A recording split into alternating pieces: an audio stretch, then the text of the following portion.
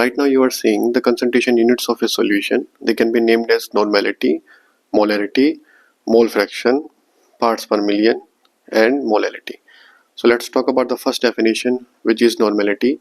It can be represented by capital N, which is equal to the number of gram equivalents of solute divided by the total volume of the solution.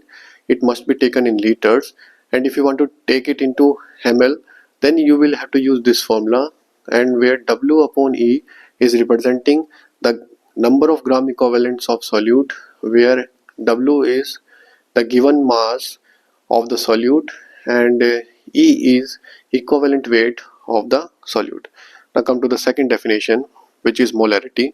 It can be represented by capital M, which is equal to the number of moles of the solute divided by the volume of the solution, which is also taken in liters, and if you want to change it into ml, then you will use this formula, where W upon M is representing number of moles of solute, and same small m is representing molecular mass of the solute. Okay, now come to the third definition, which is mole fraction. To determine the mole fraction, we have to understand there must be at least two substances. Suppose there are two substances in the solution, they are substance A and substance B, and we have to find out the mole fraction of the substance A.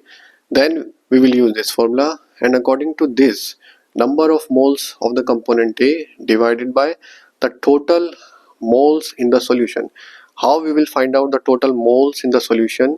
It will be equal to the sum of the number of moles of A and number of moles of B. So the sum of number of moles A and B, it will be equal to the total moles in the solution. So now come to the fourth definition, which is parts per million, and it can be represented by ppm. So it is equal to the mass of solute divided by mass of solution. Their unit may be in gram. If you are taking it into gram, then you have to also take it into gram, and if you are taking it into kilogram, then you also have to take it into kilogram. So the units of both for the mass of solute and the mass of solution, they must be equal, and it must be multiplied by 10 to the power 6. So this is the formula to determine parts per million. Now come to the fifth definition, which is molality, and it is represented by small m and L.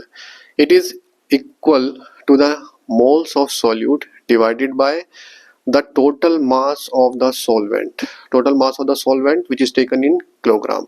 So if you want to change it into gram, then you will use this formula, where W upon M is representing moles of solute, and this W is the given mass of the solvent. So that's all.